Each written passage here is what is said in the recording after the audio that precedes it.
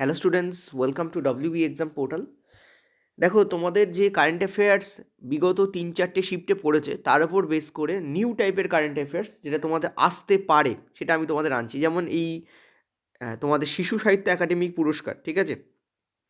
এই পুরস্কারটা নিয়ে কিন্তু তোমাদের কালকে সেকেন্ড শিফটে প্রশ্ন এসছে। এটা নয়, এর উপর বেস করে অন্য একটা প্রশ্ন এসেছিলো, সেটা আলোচনা করে দেবো। প্লাস কী কী প্রশ্ন আরও হতে পারে সেগুলো তোমাদের আলোচনা করবো। তো টপ 50 কোশ্চেন্স দেখে যাও, যাদের পরের ফেজে পরীক্ষা আছে, এটা 12 তারিখ থেকে স্টার্ট হচ্ছে। মানে সেখানকার কোশ্চেন্স কিন্তু তোমাদের ফরম্যাট কিন্তু এই টাইপের কিন্তু হবে। ক্লিয়ার? চলো, প্রথম প্রশ্ন বলেছে, আমি নর্মালি কারেন্ট অ্যাফেয়ার্স করাই না, কিন্তু স্টুডেন্টরা প্রচণ্ড বলছে, সিরিয়াসলি বলছি, তো সেই জন্যই আমাকে করতে হচ্ছে, ঠিক আছে? তো এই পরীক্ষার পরে আমি চেষ্টা করছি অন্য একজন যিনি টিচার আছেন আমাদের কারেন্ট অ্যাফেয়ার্সে দক্ষ, তাকে দিয়ে তোমাদের ক্লাসগুলোকে কন্টিনিউ করার, ঠিক আছে? তো 2025 সালে সাহিত্য একাডেমি শিশু সাহিত্য পুরস্কার হিন্দিতে এক বাত বাড়া গ্রন্থের জন্য সম্মানিত হয়েছেন। তো এটা একটা হিন্দি গ্রন্থ, ঠিক আছে? এবং শিশু সাহিত্য অ্যাওয়ার্ডে যিনি হয়েছেন হিন্দিতে, এর লিস্ট আছে, সব সব বাংলা আছে, হিন্দি আছে, তোমাদের অসমিয়া আছে, ইত্যাদি বিভিন্ন গ্রন্থ আছে। তো কে হয়েছেন? তিনি হচ্ছেন সুশীল শুক্লা। তো this will be the correct answer. এবার একটু লিস্টটা ছোটো করে দেখে নাও, কারণ লিস্টটা তোমাকে মনে রাখতে হবে। যখন প্রশ্ন দেওয়া শুরু করেছে তখন প্রশ্ন কিন্তু আসতে আরম্ভ করবে। যেমন লোরিয়াস তোমাদের এসিসি অ্যাওয়ার্ড বা লোরিয়াস স্পোর্টস অ্যাওয়ার্ড, এই যে অ্যাওয়ার্ডগুলো, এই অ্যাওয়ার্ডগুলো মানে বারবার রিপিটেড হচ্ছে প্রত্যেকটা শিফটে। দেখো, এটা একটু ছোটো ভার্সানে আছে, আমি রেখেছি কারণ অনেকগুলো নাম আছে, এই জন্য একটু ছোটো করে দিয়েছি, যে 1 পেজে ধরে। তোমরা রিভিশন যখন দেবে, এটাকে একটু যখন পিডিএফটা পাবে, আমাদের টেলিগ্রামে পিডিএফ দেওয়া হয়, ঠিক আছে? তো পিডিএফটা যখন তোমরা পাবে, তখন তোমরা কী করবে, টেলিগ্রাম লিঙ্ক কোথায় আছে, এই ভিডিও ডিসক্রিপশন বক্সে টেলিগ্রাম লিঙ্ক আছে, ঠিক আছে? যখন তোমরা পিডিএফটাকে পড়বে, তখন কী করবে, এটাকে একটুখানি জুম ইন করে নেবে। তো হিন্দিতে কে পেয়েছে বললাম, সুশীল শুক্লা, 1/12, ঠিক আছে? 1/12, এটাই হচ্ছে তোমাদের ছিল। এটা একটা মেমোয়ার, মেমোয়ার মানে স্মৃতিকথা। নেক্সট হচ্ছে ইংলিশে কে পেয়েছে, নিতিন কুশালাপ্পা, এমপি, এবং উনি South Indian myths and fables retold, এই গল্পের ওপর তিনি পেয়েছেন। রাজস্থানীতে কে পেয়েছেন, ভোগিলাল পাটিদার, উনি পেয়েছেন এই বইটার ওপর। এটা একটা ড্রামা এবং একটা রাজস্থানী ভাষায় লেখা। নেক্সট হচ্ছে নেপালিতে সঙ্গু লোপচা, উনি পেয়েছেন, বা লেপচা, উনি পেয়েছেন পিস ফরেস্ট নামক। বাংলায় কে পেয়েছেন, বাংলায় পেয়েছেন ত্রিদেব কুমার চট্টোপাধ্যায়, এখনও গায়ে কান্ত দায়ে। এক মিনিট, মেবি সামথিং এরকম হবে। বাংলা লেখা থাকলে বোঝা যায়, অনেক সময় বাংলা টার্ম এমনভাবে লেখা হয় ইংলিশে যেটা বোঝা যায় না, অনেক সময় এরকমটা হয়, ঠিক আছে? যাই হোক, এইগুলো তোমরা একবার প্লিজ রিপিট করে নিও, কারণ দেখো অনেক সময় কী হয়, ডাইরেক্ট তো কোশ্চেন্স আসছে না যে কোন গল্পের জন্য পেয়েছেন, নর্মালি লেখকের নাম দিয়ে তোমাদের প্রশ্ন আসছে। তো লেখকের নামগুলো অ্যাটলিস্ট যদি পারো একটু মুখস্থ করে যেও, কারণ জানি সব মনে রাখা পসিবল না, তবু মুখস্থ করে যেও, কারণ বলা যায় না, বাই চান্স পড়তে পারে। বিশেষ করে হিন্দি আর ইংলিশ তো ডেফিনেটলি করে যেও, প্রশ্ন আসতে পারে, ঠিক আছে? এবার আরেকটা জিনিস হচ্ছে যেটা, এটা এই যে সাহিত্য একাডেমি পুরস্কার, এটা কোথায় হয়েছে, মানে কোথায় এটা উপস্থিত হয়েছে, যে প্রশ্নটা এসেছিলো সেটা হচ্ছে এখানে কত টাকা দেওয়া হয়, এটার উপর প্রশ্ন এসেছিলো। এগুলো একটা নিয়েও প্রশ্ন আসেনি। প্রশ্ন এসেছিলো কি, যে কত টাকা এখানে গিভেন হয়, কত টাকা দেওয়া হয়। দেখো, এই সাহিত্য একাডেমি পুরস্কার, এটা কিন্তু তোমাদের under ministry of culture government of India, ঠিক আছে? প্রথম কথা, সেন্ট্রাল গভর্নমেন্টের এটা পুরস্কার। নেক্সট হচ্ছে এটা কবে দেওয়া হয়েছে, এটা নিয়েও প্রশ্ন আসে। নভেম্বর 2025 দেওয়া হয়েছে। এটা ইম্পর্টেন্ট কেন, 14ই নভেম্বর 2025 হচ্ছে চিলড্রেন ডে হিসেবে ঘোষণা করা হয়। বোঝাতে পারলাম? নেক্সট বলছে ভেন্যু কোথায়, ত্রিবেণী কলা সঙ্গম, অর্থাৎ রবীন্দ্র ভবন অডিটোরিয়াম, যেটা নিউ দিল্লিতে অবস্থিত, সেখানে এটা দেওয়া হয়েছে। প্রাইজ মানি, এটা নিয়ে প্রশ্ন এসেছিল, 50,000 টাকা প্রাইজ মানি দেওয়া হয়, এটা নিয়ে প্রশ্ন এসেছিল, ঠিক আছে? সেকেন্ড শিফটে কালকে। দেখো, তার মানে তুমি সব পড়ে গেলে, তুমি এটা পড়লে না, এটা দিয়ে প্রশ্ন এলো। অর্থাৎ টিসিএস এখন ফলো করছে, ইভেন সায়েন্সে আমি দেখেছি সেই লাইনগুলোকে ফলো করছে, যে লাইনগুলো নর্মাল স্টুডেন্টরা স্কিপ করে যায়, ভাবে যে এর থেকে কী প্রশ্ন আসতে পারে। যেমন কালকে তোমাদের থার্ড শিফটে সায়েন্সে একটা প্রশ্ন এসেছে, সেটা হচ্ছে লিফট ক্যানাল। এই যে লিফট ক্যানাল, এটা দিয়ে তোমাদের কিন্তু খাদ্য যে ইমপ্রুভমেন্ট যে চ্যাপ্টার আছে, তাতে কিন্তু আছে লাইন, কথাটা লেখা আছে, কিন্তু কথাটাকে এমন করে লেখা হয়েছে আর প্রশ্ন এমন করে দেওয়া হয়েছে, তুমি রিলেট করতে পারবে না। তুমি টার্মটা যে ভালো করে পড়বে, তার টার্ম দেখে মনে পড়বে, হ্যাঁ ওই চ্যাপ্টার প্রশ্ন আছে। আমি তোমাদের কালকে যে থার্ড শিফটের টোটাল যে সায়েন্সের রিভিউ দিয়েছি, যাতে 42+ মতো 43 থেকে 45টা কোশ্চেন্স ছিল, ওগুলোকে একবার দেখে যাও। নেক্সট শিফটে কিন্তু ওই টাইপেরই প্রশ্ন তোমাদের রিপিট হচ্ছে, ঠিক আছে? চলো নেক্সট পরেরটাতে। পরের প্রশ্ন, 26শে মার্চ 2025 সালে উড়িষ্যার চাঁদিপুর ডিআরডিও কোন মিসাইল সফলভাবে পরীক্ষা করেছিল? প্রশ্ন এসেছিল যে নামটা দেওয়া ছিল, দিয়ে বলা ছিল কোথা থেকে উৎক্ষেপণ করা হয়েছে। আমি তোমাদের প্রশ্নটাকে একটু ঘুরিয়ে দিয়েছি, ঠিক আছে? কারণ পরবর্তীকালে দেখা গেলো এই প্রশ্ন উৎক্ষেপণ করা হলো কোনটা। দেখো, অনেক কিছু উৎক্ষেপণ করা হয়, কিন্তু 26শে মার্চ 2025 সালে কোথা থেকে কোনটা উৎক্ষেপণ করা হয়েছিল, এইটা, ঠিক আছে? এইটা, এটার যে ফুল ফর্ম সেইটা খুব ইম্পর্টেন্ট। এর ফুল ফর্ম কি? ভি মানে হচ্ছে ভার্টিক্যালি, ভি মানে হচ্ছে কি ভার্টিক্যালি, ভার্টিক্যালি। এল মানে হচ্ছে লঞ্চড, এল মানে কি, এল মানে হচ্ছে launched, LIUNCHED, vertically launched short range. S মানে হচ্ছে শর্ট রেঞ্জ, অর্থাৎ অল্প ডিস্ট্যান্সে যায়। আর মানে হচ্ছে রেঞ্জ, আর মানে কি রেঞ্জ, শর্ট রেঞ্জ, ঠিক আছে। এস মানে কি surface to air, surface, A মানে হচ্ছে to air, surface to air, A for air. M মানে হচ্ছে মিসাইল, এম মানে কি মিসাইল, মানে এটা একটা মিসাইল, ঠিক আছে। ওকে, ভার্টিক্যালি লঞ্চড অর্থাৎ এই ক্ষেপণাস্ত্রটাকে সোজা এরকম ভূমি থেকে উপর দিকে ডাইরেক্ট ছোঁড়া হয়। যে উপরে যদি এমন কোনো জিনিস থাকে যেটা কিনা একে অ্যাটাক করতে পারে, সেরকম কোনো জিনিসকে ধ্বংস করার জন্যই এই ক্ষেপণাস্ত্রটাকে কী করা হয়, ডাইরেক্ট ছোঁড়া হয়। এটা এই প্লেনটার গায়ে গিয়ে লাগবে, প্লেনটা ধ্বংস হয়ে যাবে, এরকম কিছু করা হয়, ঠিক আছে। এবং এটা DRDO কর্তৃক দেওয়া হয়েছে, চাঁদিপুর উড়িষ্যা থেকে কিন্তু এটা লঞ্চ করা হয়েছে। ইম্পর্ট্যান্ট, এবার ইম্পর্ট্যান্ট যেটা সেটা হচ্ছে যে কত দূর যেতে পারে, ঠিক আছে, এবং এটার রেঞ্জ কতটা সেটা একটু দেখে নেব। দেখো এর যে রেঞ্জ হয়, ইনিশিয়ালি আগে এটা 40 কিমি রেঞ্জ ছিল, এখন এটা রেঞ্জ হচ্ছে 80 কিমি, এটাকে বাড়িয়ে 80 কিমি রেঞ্জ করা হয়েছে, এক্সটেন্ডেড টু 80 কিমি। অলিটিউড কি 16 কিলোমিটার অবধি ওপরে উঠতে পারে, ঠিক আছে। অল ওয়েদার ক্যাপাবিলিটি, রোদ বৃষ্টি জল কোনো ম্যাটার করবে না, সাইক্লোনের মধ্যে দিয়েও যেতে পারে। নেক্সট হচ্ছে can engage high speed aerial target, অর্থাৎ এমন কোনো মিসাইল আসছে, পয়েন্ট টু বি নোটেড, যদি কোনো মিসাইল আসছে যে মিসাইল কী করতে পারে, হিট করতে পারে, তখন সেই মিসাইলকে নষ্ট করার জন্য এটা ব্যবহার করা যেতে পারে, আর মিসাইল খুব হাই স্পিড হয়। নেক্সট হচ্ছে অ্যাট ক্লোজ রেঞ্জ, খুব কাছাকাছি এসে গেছে তাকেও যেমন করতে পারে, এবং লো অল্টিটিউড অর্থাৎ একদম ভূমির কাছাকাছি এসে গেছে তাকেও কিন্তু কী করতে পারে, নষ্ট করতে পারে। ইনক্লুডিং সি স্কিমিং টার্গেট, অর্থাৎ তোমাদের সমুদ্রের ভেতরে যে টার্গেট রয়েছে তাকেও কিন্তু কিন্তু কী করতে পারে, মানে সমুদ্র থেকে কোনো টার্গেট উঠে, মানে ধরো ডুবোজাহাজ থেকে কোনো টার্গেট উঠে আবার ভূমিতে পতিত হচ্ছে, এমন কোনো কিছুকেও কিন্তু কী করতে পারে, কিন্তু নষ্ট করতে পারে। বোঝাতে পারলাম তো? খুব দারুণ একটা তোমাদের ক্ষেপণাস্ত্র আমাদের ইন্ডিয়ার তরফ থেকে, এটা DRDO কর্তৃক। বোঝা যাচ্ছে কী বললাম, এটা মনে রেখো, ইম্পর্টেন্ট জিনিস। আর দুটো স্লাইডই আমি তোমাদের সেপারেটলি কী করে দেবো, ওখানে আমি তোমাদের PDF-এ দিয়ে দেবো। তো আজকে নয়, হয়তো একটু রাত্রের দিকে দেওয়া হতে পারে, কারণ ভিডিও করার পরে অন্য ভিডিও থাকে, সেগুলো করে তারপর তোমাদের আমি পাঠাই PDF সেকশানে, যেখানে তোমাদের PDF দেওয়া হয়। আন্তর্জাতিক গণতন্ত্র দিবস 2025-এর থিম কী ছিল, ঠিক আছে। দেখো ইম্পর্টেন্ট প্রশ্ন পড়েছে বলেই করাচ্ছি তোমাদের, ঠিক আছে। ধরে নেবে এখানে প্রত্যেকটা প্রশ্ন তোমাদের কিন্তু করানো, মানে পড়েছে বলেই করানো হচ্ছে, ইম্পর্টেন্ট, এবং তার থেকে এক্সটেন্ডেড প্রশ্নও করানো হচ্ছে এখানে। তো 15ই সেপ্টেম্বর, ইচ ইয়ার 15ই সেপ্টেম্বর এই দিনটাকে তোমাদের সেলিব্রেট করা হয়। UN অর্থাৎ ইউনাইটেড নেশনস 2007-এ প্রথম এই দিনটাকে কী করেছিল, এস্টাবলিশ করেছিল, মানে প্রতিষ্ঠা করেছিল।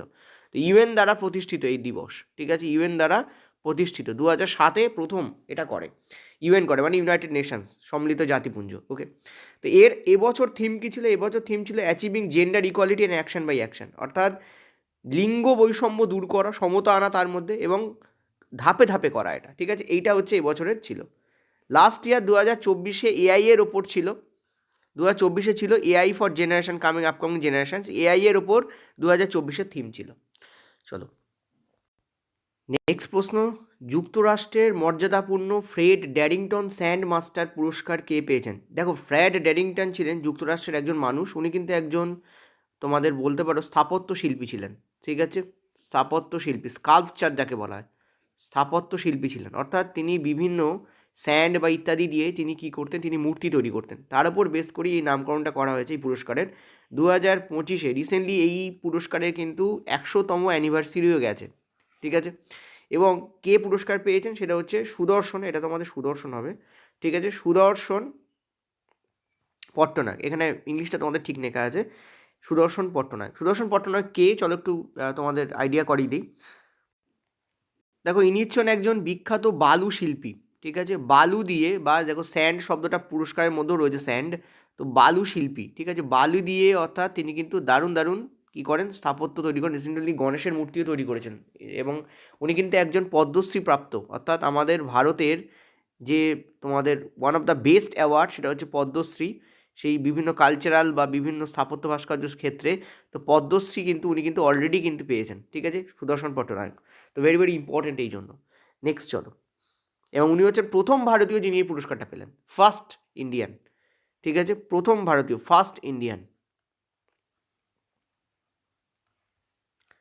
চলো নেক্সট প্রশ্ন তোমাদের বলছে যে ডিআরডিও যে তোমাদের ইন্ডিজেনিয়াস স্ট্র্যাটোস্ফেরিক এয়ারশিপ প্ল্যাটফর্ম এর সফল উড়ান পরীক্ষা করেছে। ঠিক আছে, দেখো ইংলিশে লেখা রয়েছে যে DRDO has conducted successful flight trials of an indigenous stratospheric airship platform from which space, কোন জায়গা থেকে এটা করেছে? অ্যান্সার হবে তোমাদের শেরপুর, দেখতে পাচ্ছ মধ্যপ্রদেশ, এমপি থেকে এটা করা হয়েছে। এবং এটা ইন্ডিয়ান এয়ার সিকিউরিটির জন্য করা, ইন্ডিয়ান এয়ার সিকিউরিটি অর্থাৎ ভারতীয় বায়ু সুরক্ষার জন্য, ইন্ডিয়া এয়ার সিকিউরিটি। ঠিক আছে, ভীষণ ইম্পর্ট্যান্ট এই ধরনের কারেন্ট অ্যাফেয়ার্স তোমাদের কিন্তু বারবার রিপিটেডলি কিন্তু তোমাদের জিজ্ঞাসা করা হচ্ছে।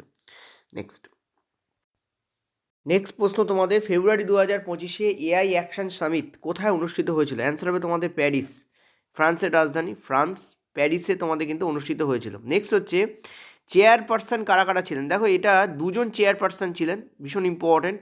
একজন হচ্ছেন ফ্রান্সের প্রাইম মিনিস্টার, যিনি হচ্ছেন এমানুয়েল ম্যাক্রন। ঠিক আছে, ইমানুয়েল ম্যাক্রন, ওকে, ইনি হচ্ছেন ফ্রান্সের প্রাইম মিনিস্টার। আর ছিলেন নরেন্দ্র মোদি, ঠিক আছে, ইন্ডিয়ান প্রাইম মিনিস্টার। এই দুজন দ্বারা কিন্তু, এই দুজনের মধ্যেই বেসিক্যালি এই তোমাদের এআই অ্যাকশন সামিট কিন্তু তোমাদের হয়েছে, এবং এরা কিন্তু চেয়ারপারসন হিসাবে, যৌথ চেয়ারপারসন হিসাবে ওখানে ছিলেন। আরেকটা জিনিস ইম্পর্টেন্ট, নরেন্দ্র মোদি যিনি, উনি কিন্তু আমাদের ইন্ডিয়ান এমপি অর্থাৎ প্রাইম মিনিস্টার। ঠিক আছে, কিন্তু ইমানুয়েল ম্যাক্রন কিন্তু ফ্রান্সের প্রেসিডেন্ট। ঠিক আছে, এটা একটু মনে রাখবে, হুইচ ইজ ভেরি ইম্পর্ট্যান্ট। ইনি কিন্তু এমপি নন, মানে প্রাইম মিনিস্টার নন। ঠিক আছে, পিএম হবে, সরি, মিনিস্টার অফ পার্লামেন্ট হয়ে যাচ্ছে, যদিও মিনিস্টার অফ পার্লামেন্ট ডেফিনেটলি, কিন্তু এটা প্রাইম মিনিস্টার, পিএম। ইনি কিন্তু প্রাইম মিনিস্টার নন, ইনি হচ্ছেন এই ইমানুয়েল ম্যাক্রন, ইনি কিন্তু প্রেসিডেন্ট, এটা একটু মনে রাখবে। পরের প্রশ্ন ভীষণ ইম্পর্ট্যান্ট, ভারতে প্রতি বছর কোন সময় ফায়ার সেফটি উইক হিসাবে পালন করা হয়? কোন সময়টাকে পালন করা হয় সেটা মনে রাখবে, 14ই এপ্রিল থেকে 20 এপ্রিল, এই সপ্তাহটাকে প্রত্যেক বছর ফায়ার সেফটি উইক হিসেবে পালন করা হয়।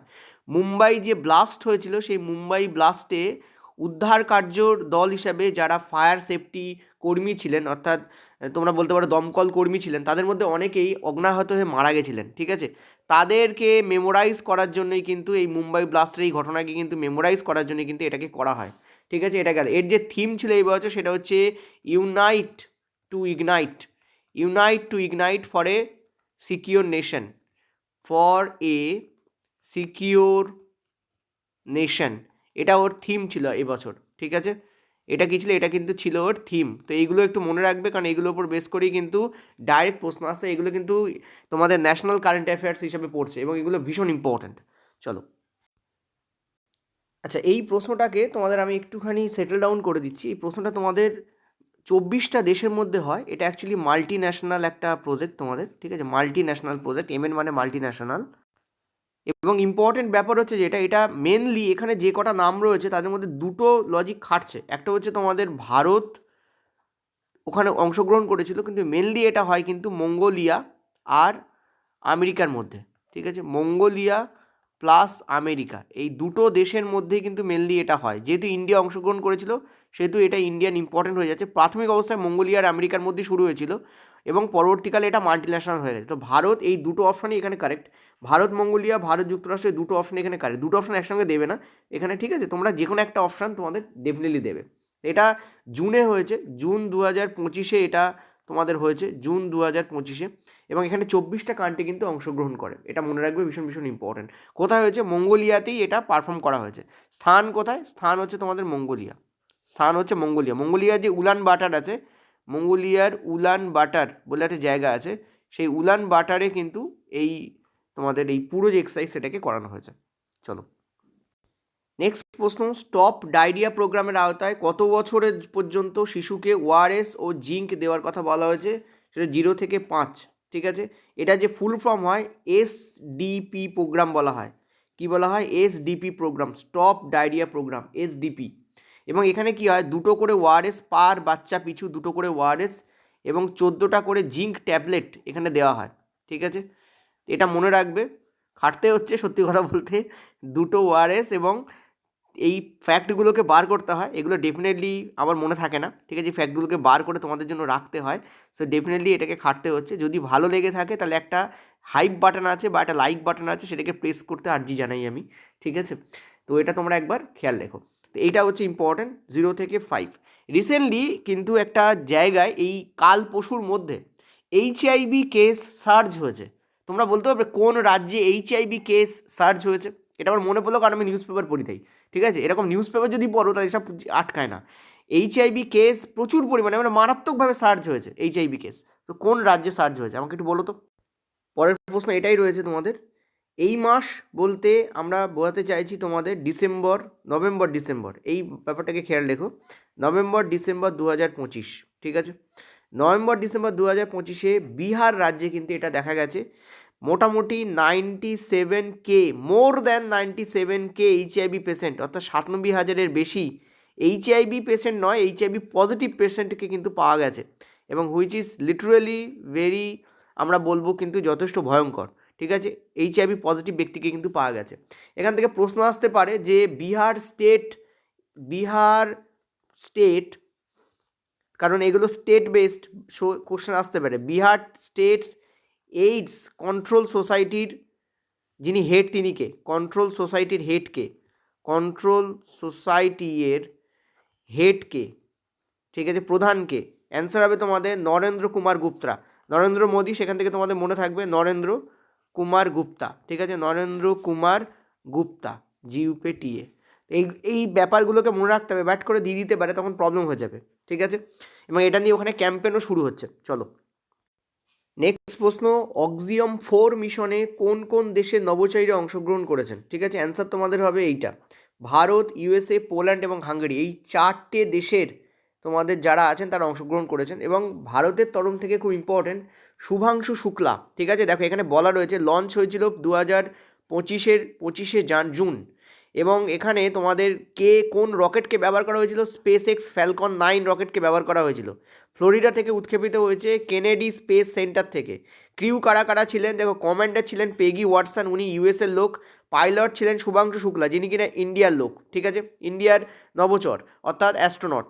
এবং মিশন স্পেশালিস্ট ছিলেন ইনি পোল্যান্ডের লোক, আর মিশন স্পেশালিস্ট ছিলেন টোবোর কাপু, ইনি হাঙ্গেরির লোক। ইনি হচ্ছেন স্ল্যাডোজ উজনাস্কি, ইনি হচ্ছেন পোল্যান্ডের লোক। এবং এর ডিউরেশন ছিল 14 দিন।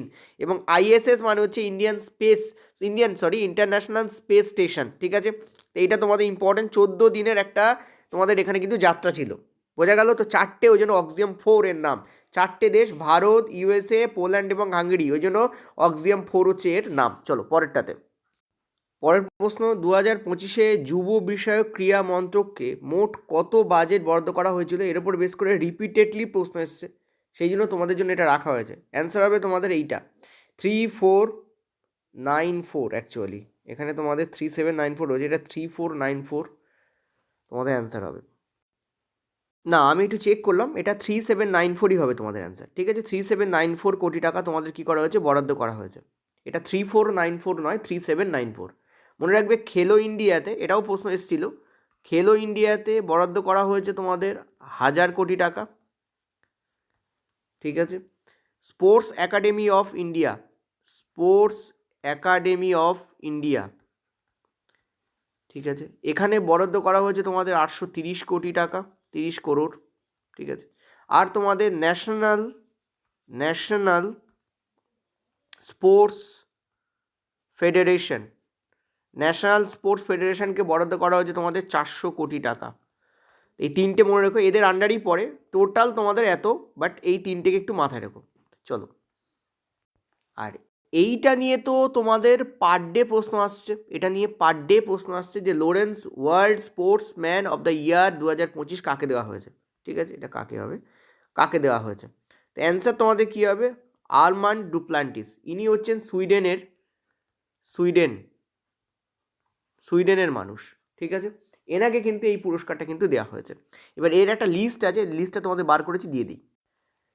দেখো, লোরেস ওয়ার্ল্ড স্পোর্টস অ্যাওয়ার্ড অ্যানাউন্সড, এবং এখানে স্পোর্টস ম্যান অফ দ্য ইয়ার কাকে ঘোষণা করা হয়েছে? আর্মান্ড ডুপ্লান্টিসকে, এবং ইনি সুইডেনের মানুষ, ইনি পোল ভোল্টার। ইনি কোন খেলার সঙ্গে যুক্ত? পোল ভোল্টারের সঙ্গে যুক্ত, ঠিক আছে।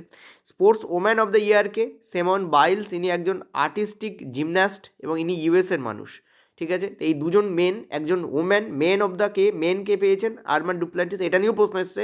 সেমন বাইলস ইনি হচ্ছেন স্পোর্টস ওম্যান অফ দ্য ইয়ার পেয়েছেন। এছাড়াও আরও অনেক পুরস্কার আছে এর ক্যাটাগরিতে, সেগুলো আলোচনা করি। দেখো এরকম তিনটে আরও ক্যাটাগরি আছে। ওয়ার্ল্ড টিম অফ দ্য ইয়ারকে Real Madrid, break through of the ইয়ারকে লামাইন ইয়ামেল এবং ব্রেক থ্রু অফ দ্য ইয়ারকে রেবেকা আন্দ্রেড। তো এই তিনটেকে মুখস্থ রেখো, পড়ে যেতে পারে, ওই সবই ওই এরকম দেবে যে লোরেন্স তোমাদের award of world team of the ইয়ারকে, Laureus award break through of the ইয়ারকে, Laureus award comeback of the ইয়ারকে। তবে এই তিনটে থেকে এর পরের ক্যাটাগরি তিনটে আরও ইম্পর্টেন্ট। এই তিনটে ক্যাটাগরি আরও ইম্পর্টেন্ট। স্পোর্টস পার্সন উইথ ডিসেবিলিটিকে, অলরেডি এটা নিয়ে প্রশ্ন এসছে। অ্যাকশন স্পোর্টসার অফ দ্য কে টিম পিডউইক। স্পোর্টস অফ গুড অ্যাওয়ার্ডকে কিক ফর লাইফ, এটা দিয়েও প্রশ্ন এসছে তোমাদের। স্পোর্টিং আইকন অ্যাওয়ার্ডকে রাফায়েল নাদান এবং লাইফ টাইম অ্যাচিভমেন্ট অ্যাওয়ার্ডকে কেলি স্লাস্টার। এই লাস্টের দুটো এবং এইগুলো নিয়ে কিন্তু টোটাল প্রশ্ন এসছে। সব কটা প্রত্যেকটা শিফটে কী হচ্ছে, ঘুরিয়ে এখান থেকে প্রশ্ন নিচ্ছে, কারণ এর ক্যাটাগরি অনেক, সে একটা করে গেলে চারটে মনে থাকছে না। আর টিসিএস জানেও যে যত তুমি পড়ো না কেন তুমি গোলাবে, ওই জন্য এগুলো শিওর শর্ট দিয়ে দিয়েছে, ঠিক আছে। চলো নেক্সট প্রশ্ন তোমাদের বলছে, জুন 2025 ভারতের কোন খেলোয়াড়কে পিএসএ অ্যাওয়ার্ড 2024-25 প্রদান করা হয়েছে, ঠিক আছে। অ্যান্সার তোমাদের কী হবে, অনাহত সিংকে, এনাকে কিন্তু প্রদান করা হয়েছে। চলো পিএসএ অ্যাওয়ার্ড 2024-25 নিয়ে একটু জেনে নেবো। দেখো দেখতে পাচ্ছ যে অনাহত সিং ইনি ইন্ডিয়া থেকে পেয়েছেন Oman Challenger player of the session and Oman young player of the session হিসেবে, ঠিক আছে। এবং এনার সঙ্গে ইনি কিন্তু যৌথভাবে পেয়েছেন, শেয়ার্ড মানে কি, ইনিও পেয়েছেন আরেকজনও তার সঙ্গে যৌথভাবে পেয়েছেন, তিনি হচ্ছেন অ্যামিনা ওরফি, ইনি ইজিপ্টের লোক।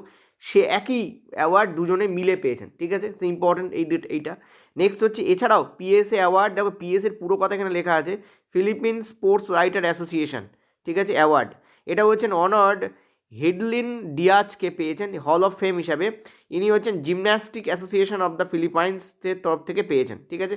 তো এটা ইম্পর্টেন্ট, এটা একটু মনে রেখো এই নামটা। তবে এই দুটো মেজরলি ইম্পর্ট্যান্ট। চলো পরের প্রশ্ন, লীলা মহারাজ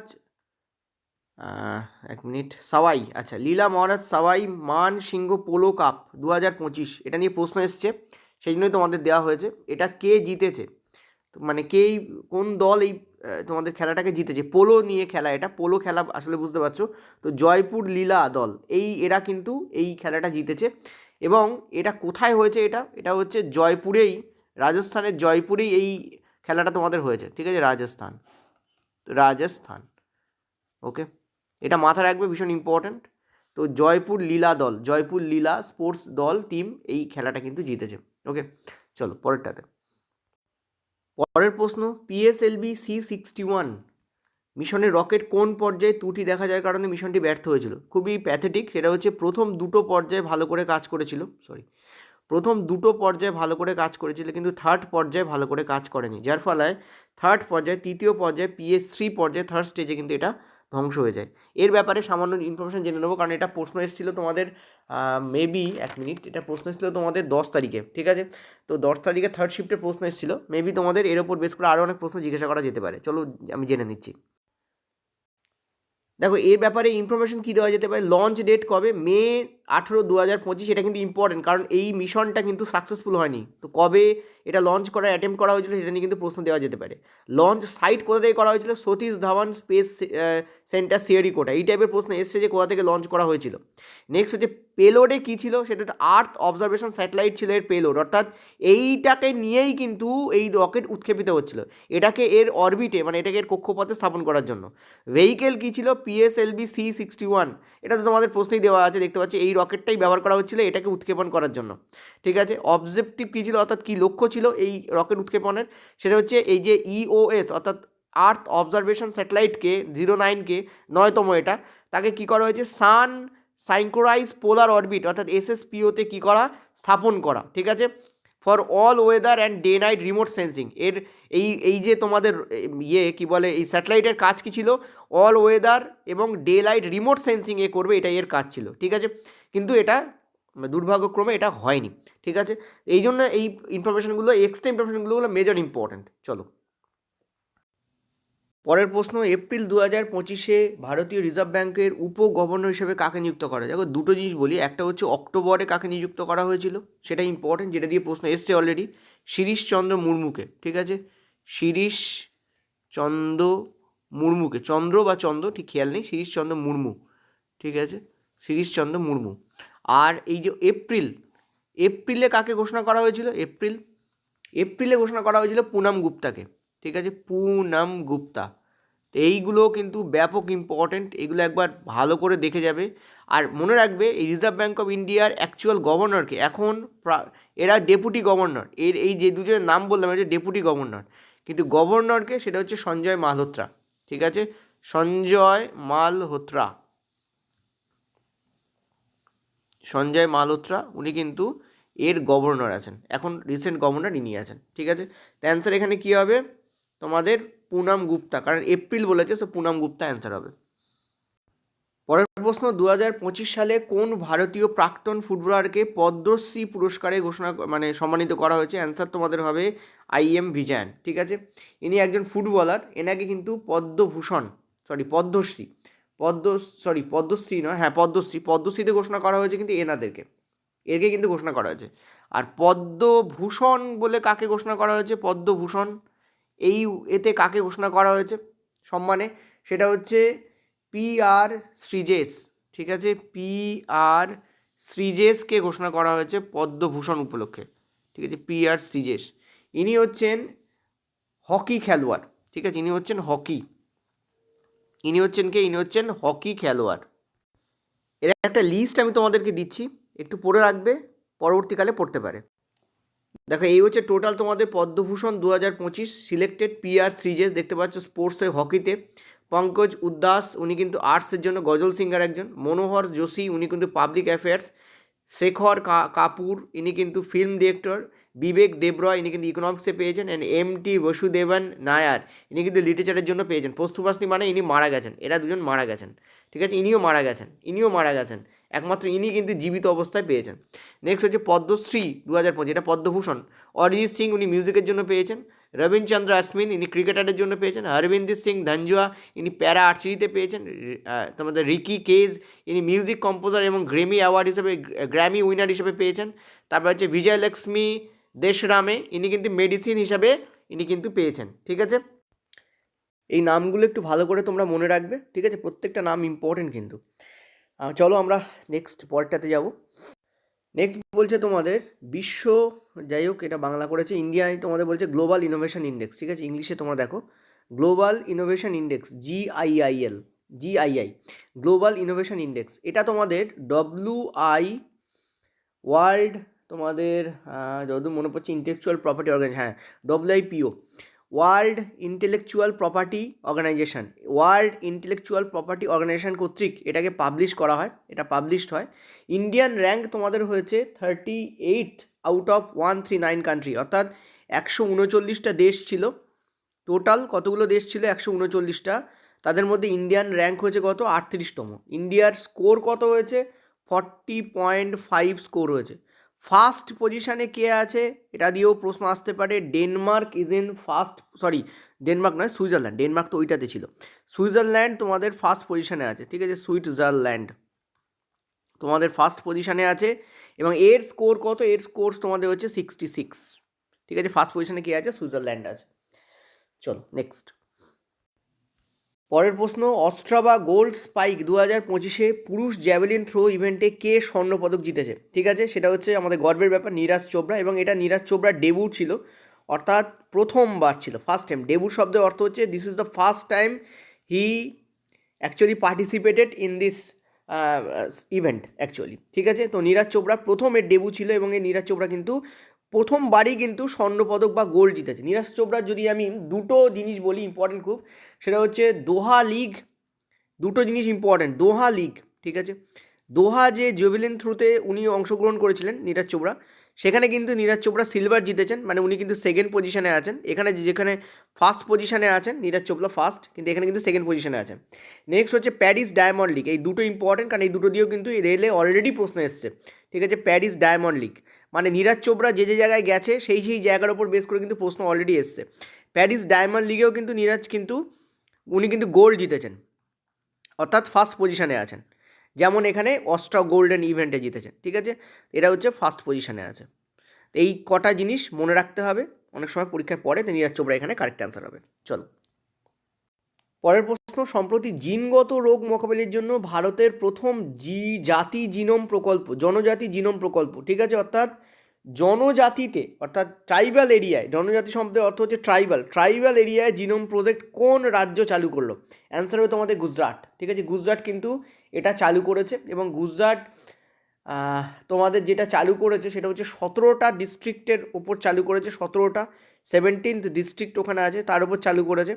আর টোটাল 2000 পার্সনকে কভার করবে এই প্রকল্প, ঠিক আছে, 2000 পার্সনসকে কী করবে, কভার করবে, মাথায় রেখো। চলো নেক্সট প্রশ্ন, 2025 এশিয়ান কুস্তি চ্যাম্পিয়নশিপে ভারতীয় খেলোয়াড় স্বর্ণপদক জিতেছেন কে? অ্যান্সার হবে তোমাদের মনীষা বানওয়ালা, ঠিক আছে, ইনি 62 কেজি যে তোমাদের অপশান আছে সেই অপশানে উনি খেলেছেন এবং সেখানে তিনি কিন্তু স্বর্ণপদক জিতেছেন। এর একটা লিস্ট আছে, লিস্টটা তোমাদের দিয়ে দিই।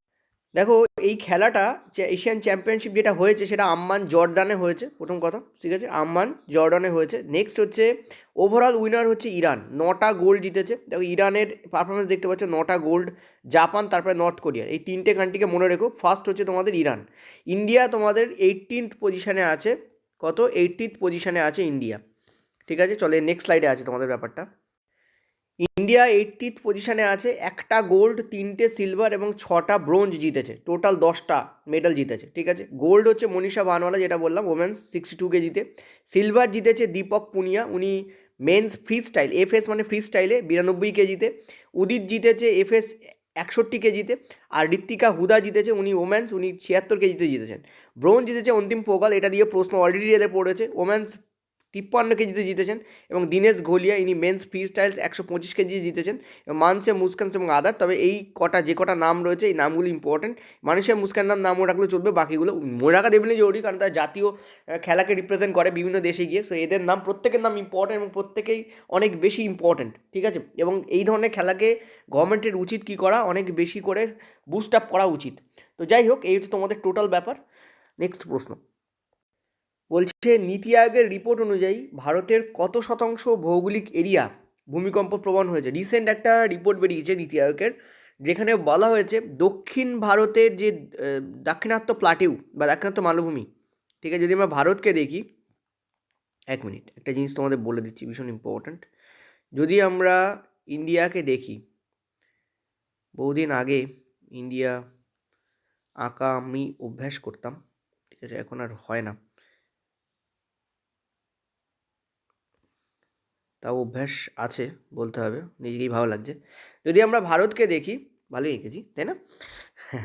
যদি আমরা ভারতকে দেখি তাহলে ভারতের মোটামুটি দাক্ষিণাত্য প্লাটিউ অর্থাৎ দক্ষিণ দিকের যে অংশ, এই অংশটা বাদ দিয়ে, দক্ষিণ দিকের এই পার্টটা বাদ দিয়ে কিন্তু বেশিরভাগ অঞ্চল ভারতের কিন্তু ভূমিকম্পপ্রবণ হয়ে যাচ্ছে। যদিও সব অঞ্চল একদম রিক্টার স্কেলের মাত্রায় ব্যাপক বেশি নয়, বাট আছে। আমাদের পশ্চিমবঙ্গের সিকিমের অঞ্চলও তার মধ্যে পড়ছে, এবং সত্যি কথা বলতে কলকাতা, দমদমও অনেকটাই, পূর্ববঙ্গের অনেকটা অঞ্চল কিন্তু ভূমিকম্পপ্রবণ হয়ে যাচ্ছে। সেই জন্য বাড়িঘরদোর করার সময় ঠিক করে করো।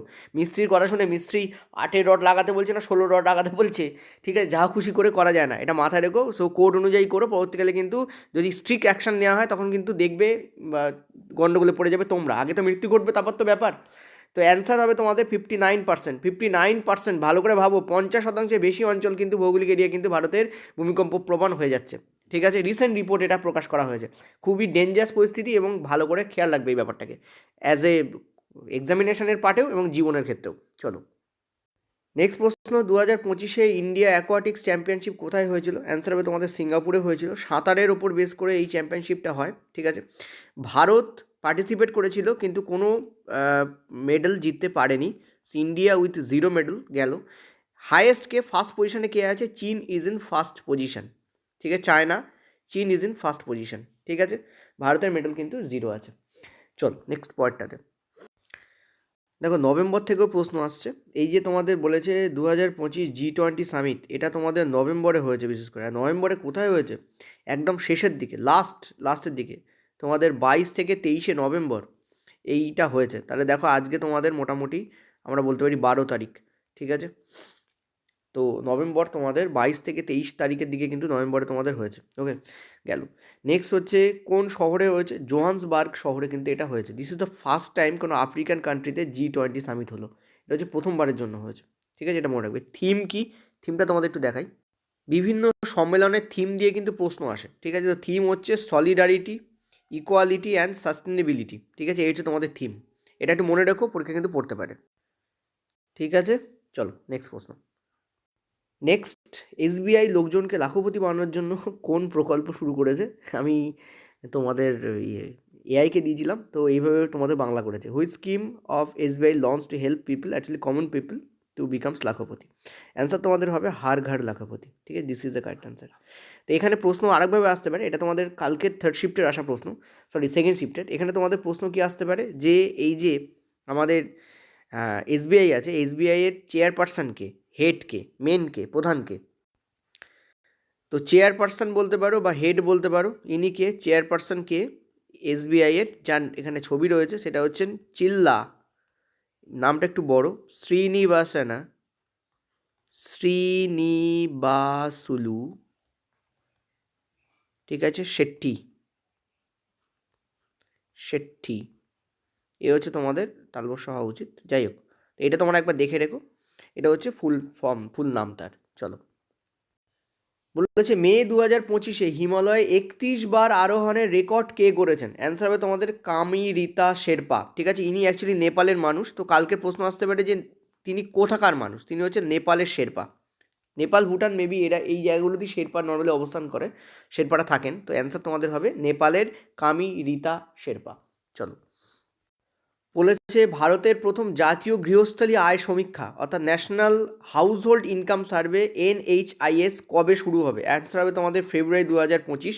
অর্থাৎ আমাদের যে জীবনযাত্রা, সাধারণ মানুষের জীবনযাত্রার মান কেমন, সেটা সাধারণ পিপলের জীবনযাত্রার মান কেমন, ঠিক আছে, জীবনযাত্রার মান কেমন, তাদের ইনকাম কেমন, তাদের সঞ্চয়ের সঙ্গে তাদের রেশিও কেমন, জীবনযাত্রার মান, ঠিক আছে, লাইভলিহুড যে লেভেল সেটা কেমন, তাদের আয় কেমন, ইনকাম কেমন, তার সঙ্গে তাদের এক্সপেন্ডিচার কেমন, তার সঙ্গে তাদের সেভিংস কেমন, ঠিক আছে, এর যে রেশিও, এই পুরো ব্যাপারটা করার জন্য কিন্তু এইটা তোমাদের নেওয়া হয়েছে, এই তোমাদের নতুন ইনিশিয়েটিভ। তো ফেব্রুয়ারি 2026 কিন্তু এটা স্টার্ট হতে চলেছে। চলো, NISAR মিশনের মোট আনুমানিক ব্যয় কত কোটি টাকা? অ্যান্সার হবে তোমাদের 12,500 কোটি টাকা। এটা যদি ইউএসডি ডলারে ধরো, ঠিক আছে, ইউএসডি ডলারে যদি তোমরা ধরো, তাহলে সেটা হবে 1.5 বিলিয়ন। ঠিক আছে, 1.5 বিলিয়ন তোমাদের আমেরিকান ডলার। এটা কি? এটার পুরো কথা হচ্ছে NASA, N for NASA, ISRO, I for ISRO, ঠিক আছে, সরি, নাসা, ইসরো, তোমাদের সিনথেটিক অ্যাপারচার র্যাডার, এই সিনথেটিক অ্যাপারচার র্যাডার, ঠিক আছে, সিনথেটিক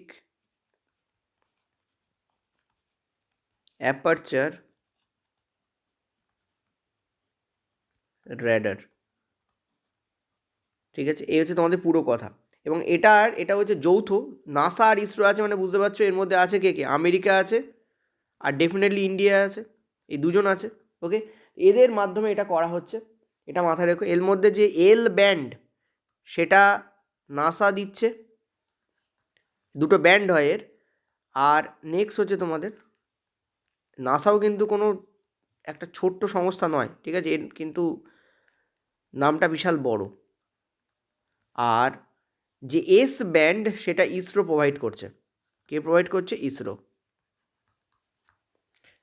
চলো, পরের প্রশ্ন, 12ই এপ্রিল 2025 131তম প্রতিষ্ঠা দিবস কোন ব্যাংক সেলিব্রেট করলো?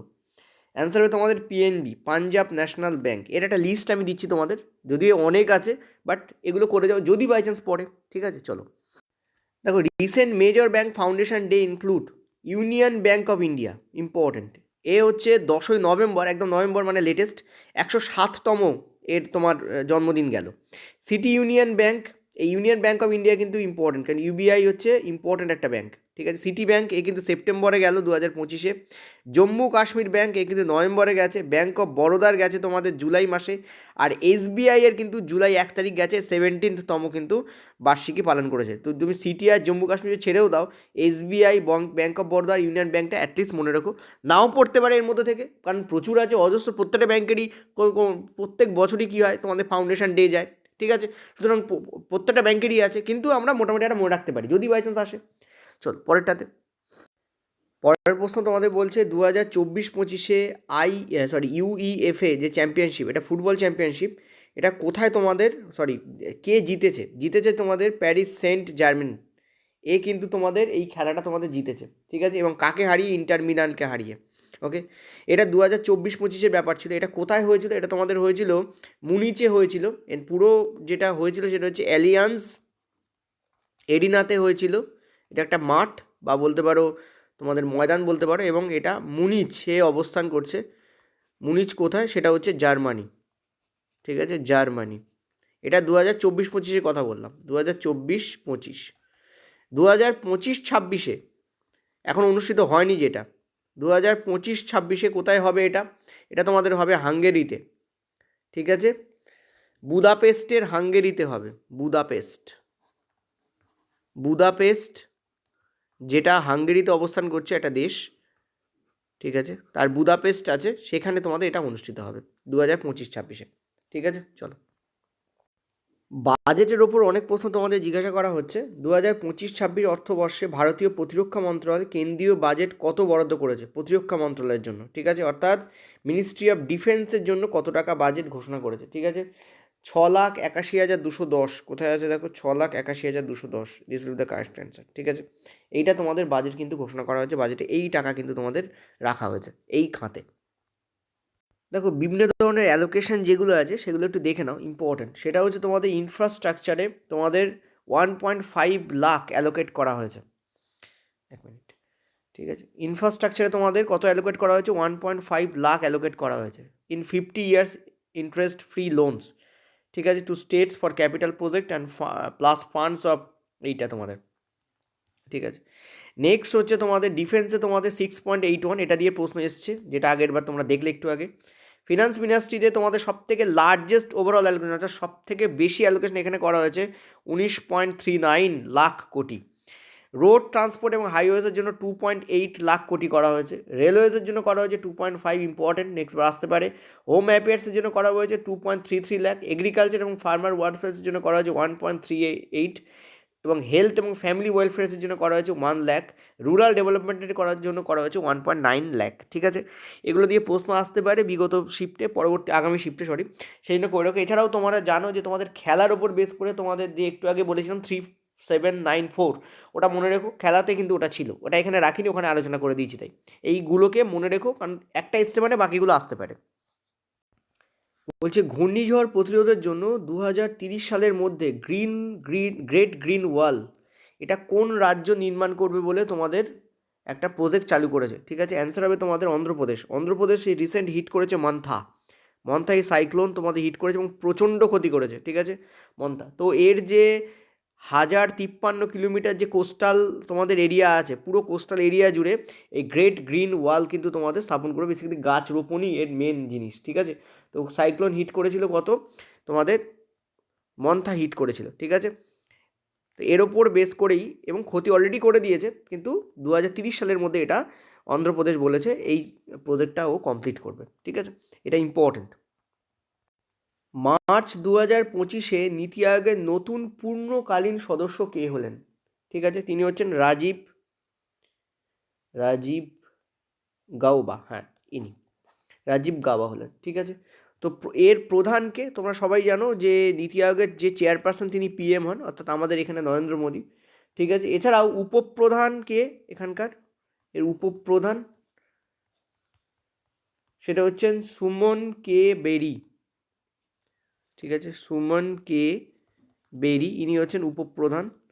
আর এর যে সিইও, এটাও ইম্পর্টেন্ট তোমাদের পরে, সিইওকে সেটা হচ্ছে ভিভিআর সুব্রমণিয়াম, ঠিক আছে, VVR Subramaniam, don't mind my hand writing, ঠিক আছে, সুব্রামণিয়াম। যদিও এই ফ্যাক্টগুলোকে তোমরা একবার চেক করে নেবে, বাংলা লিখছি তো হতে পারে এদিক ওদিক হচ্ছে, বাট মোটামুটি নাম ঠিকই আছে।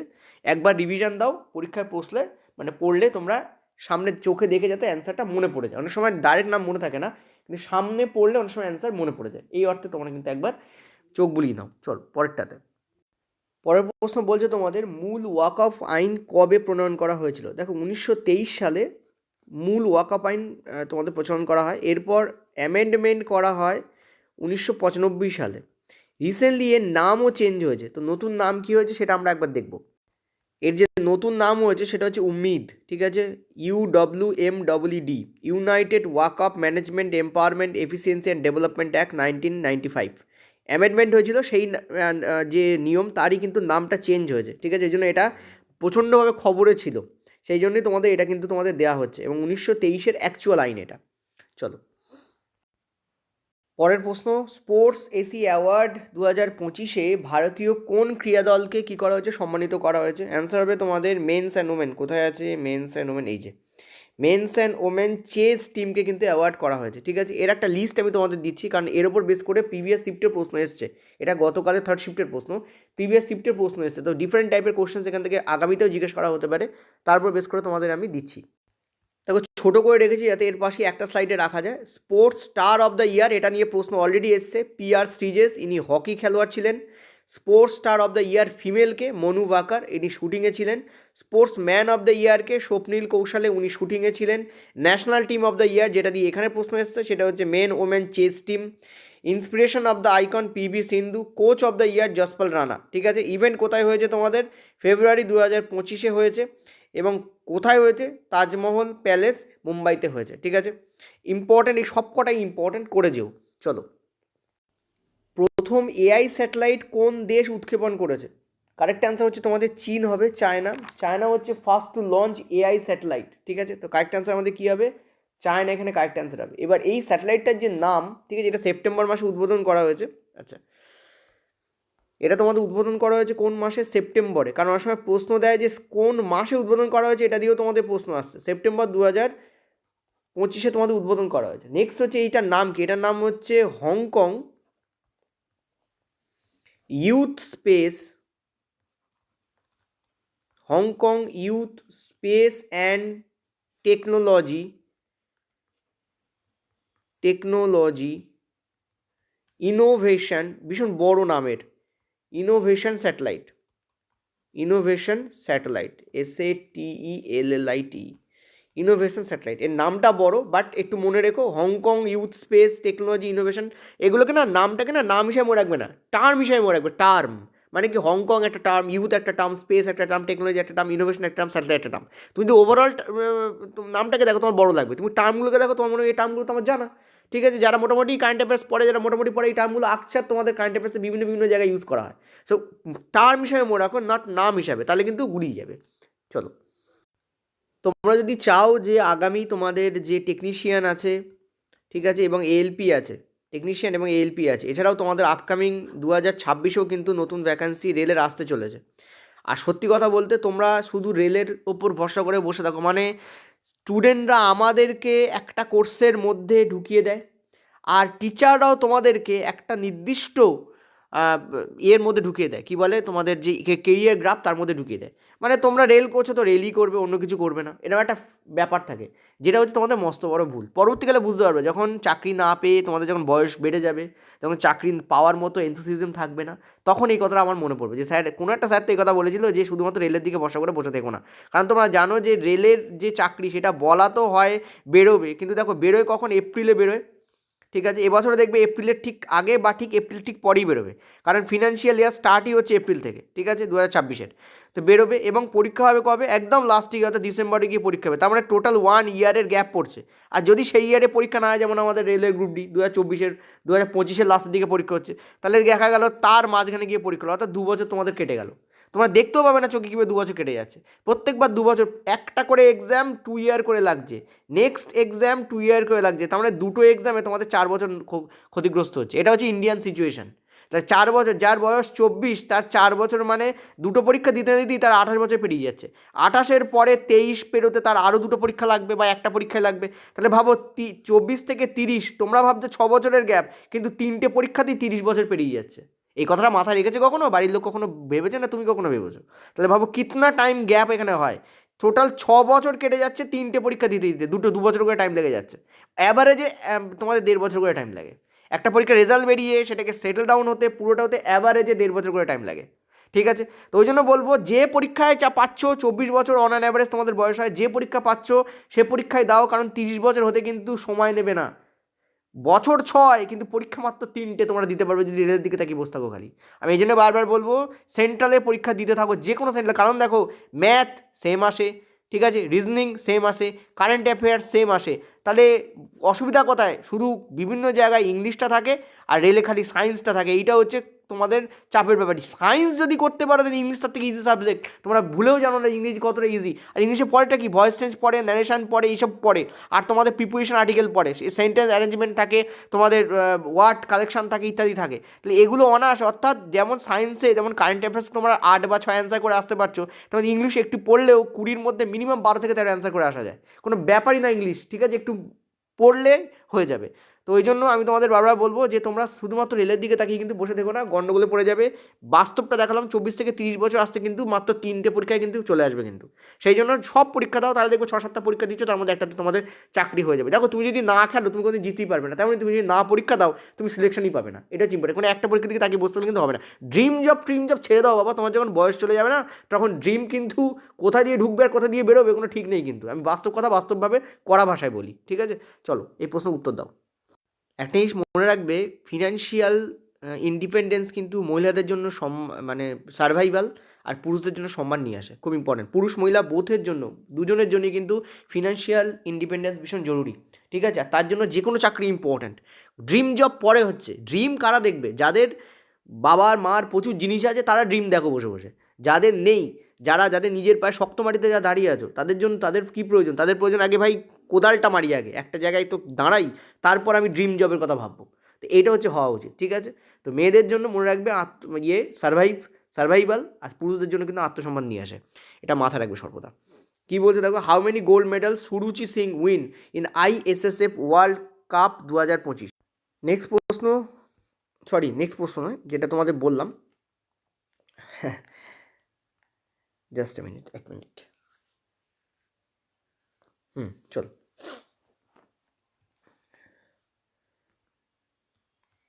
তো এখানে অ্যান্সার কী হবে তোমাদের? ISS ওয়ার্ল্ড কাপ 2025 ইন মুনিচ যেটাতে হয়েছে, তাতে সুরুচি সিংহ কতগুলো তোমাদের গোল্ড মেডেল জিতেছে? অ্যান্সার হবে তোমাদের 1 গোল্ড মেডেল কিন্তু সুরুচি সিংহ তোমাদের জিতেছে। ইম্পর্ট্যান্ট। দেখো, এই যে খেলাটা হয় না, এটা ডিফারেন্ট কান্ট্রিতে ডিফারেন্ট স্টেজে হয়। মানে কোথাও তোমাদের পিস্তল রাউন্ড হচ্ছে, কোথাও তোমাদের অমুক রাউন্ড হচ্ছে, কোথাও তোমাদের তমুক রাউন্ড হচ্ছে। আমাদের ইন্ডিয়াতে, দিল্লিতেও কিন্তু এর একটা পার্ট হয়েছে। তো তার উপর বেস করে তোমাদের আরও কিছু জিনিস দিই। যেমন তোমাদের সুরুচি সিংহ বললাম তোমাদের, উনি শুটিংয়ে, ঠিক আছে, রাইফেল শুটিংয়ে উনি জিতেছেন, ঠিক আছে, রাইফেল শুটিংয়ে উনি জিতেছেন। তো এর ওপর বেস করে একটা লিস্ট আছে, সেটা তোমাদের দিয়ে দিই। দেখো, এখানে সুরুচি সিংয়ের ওপরে বেস করে প্রশ্ন এসছে, দেখতেই পাচ্ছ, claim gold in women's 10 metre air pistol, ঠিক আছে, শুটিং, রাইফেল এবং পিস্তল শুটিংয়ে ছিল ওটা, নিউ জুনিয়র ওয়ার্ল্ড রেকর্ড। এবার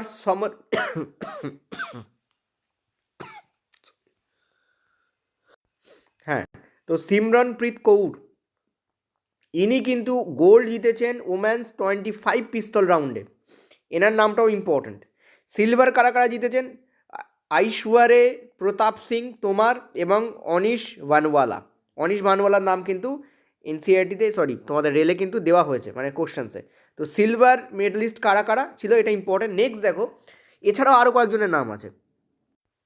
দেখো, আমি যেমনটা বললাম, ISSF জুনিয়র ওয়ার্ল্ড কাপ 2025, এটা কিন্তু নিউ দিল্লিতে অনুষ্ঠিত হয়েছে এবং সেপ্টেম্বর 24 থেকে অক্টোবর 2, 2025 উদ্বোধিত হয়েছে। এবং ইন্ডিয়া কিন্তু টপ করেছে, 26টা মেডেল জিতেছে, 8টা গোল্ড, 10টা সিলভার এবং 8টা ব্রোঞ্জ জিতেছে, ঠিক আছে? তো এর ওপর বেস করে তোমাদের যে কারা কারা এই ধরনের পুরস্কার পেয়েছে, তাদের উপর বেস করে নেক্সট শিফটে প্রশ্ন আসতে পারে। তো এটার একটা ডিটেল আমি রেখেছি, চলো দিয়ে দিই। তো যেটা বললাম, দিল্লিতে যে খেলাটা হয়েছে তাতে কিন্তু অনুষ্কা ঠাকুর উনি গোল্ড জিতেছেন, ঠিক আছে, 50 মিটার রাইফেলে। মুকেশ নেলাবল্লি উনি কিন্তু গোল্ড জিতেছেন। ইশিকা টাসকালে এবং হিমাংশু ওরা কিন্তু গোল্ড জিতেছে এততে।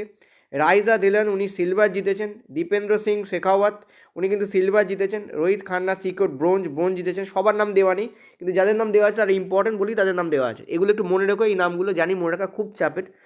তোমরা খাতায় লেখো, খাতায় লিখে বাংলায় লিখে ওটাকে নামটাকে মনে রাখতে পারো, ঠিক আছে? তাহলে কী হবে, তোমাদের বেটার মাথায় ঢুকবে। চলো পরের প্রশ্ন, অমিত শাহ ভারতের বৃহত্তম ক্রীড়া কমপ্লেক্সের ভিত্তিপ্রস্তর কোথায় স্থাপন করলেন? লার্জেস্ট স্পোর্টস কমপ্লেক্স, এটা অ্যাকচুয়ালি এক্সপো হওয়া উচিত। লার্জেস্ট স্পোর্ট এক্সপো কোথায় উনি স্থাপন করলেন, ঠিক আছে? লার্জেস্ট স্পোর্টস এক্সপো কোথায় স্থাপন করলেন? অ্যান্সার হবে তোমাদের আহমেদাবাদের নরনপুরাতে, ঠিক আছে? খুব ইম্পর্টেন্ট, কিন্তু এই নরনপুরা দিয়ে দেবে, আহমেদাবাদ দেবে না, মনে রাখতে পারবে না। তো নরনপুরা এইটা মনে রেখো, বেটার হবে। নরনপুরা আহমেদাবাদ দুটোই মনে রেখো বেসিক্যালি, ঠিক আছে? চলো নেক্সট প্রশ্ন, বেঙ্গালুরু আন্তর্জাতিক চলচ্চিত্র উৎসব 2025 লাইফ টাইম অ্যাচিভমেন্ট পুরস্কার কাকে প্রদান করা হয়? অ্যান্সার হবে তোমাদের শাবানা আজমি। ভীষণ ইম্পর্ট্যান্ট কোশ্চেন্স, এবং এর ওপর বেস করে আরও কিছু কোশ্চেন্স তোমাদের আছে এই বেঙ্গালুরু আন্তর্জাতিক চলচ্চিত্র।